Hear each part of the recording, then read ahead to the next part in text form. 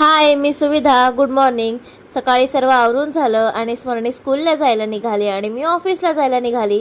आता ऑफिसला पोहोचायच्या आधी मला साईटवर जायचं होतं सीवूड्सला, कारण का तिकडे मॉड्युलर किचनचं इन्स्टॉलेशनचं काम चालू होतं. म्हणून मी साईटवर गेले आणि साईटवर जाऊन 45 मिनिट्स वेट केले, कारण का कार्पेंटरची गाडी पंक्चर झाली म्हणून तो खूप लेट आला.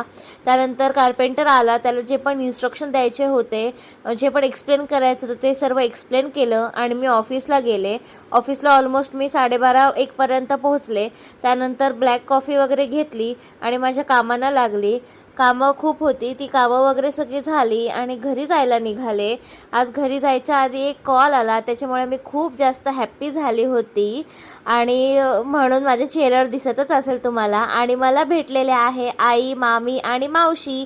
बाबा आणि मामा पण होते, पण ते पुढे चालत होते. त्यांना भेटून मला खूप मस्त वाटलं.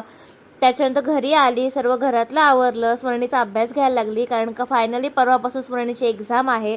म्हणून स्मरणी पण इकडे मनापासून अभ्यास करत होती आणि खूप जास्त पोर्शन आहे स्मरणीला. काय माहिती काय करणार एक्झाममध्ये. आणि असा होता माझा आजचा दिवस. बाय.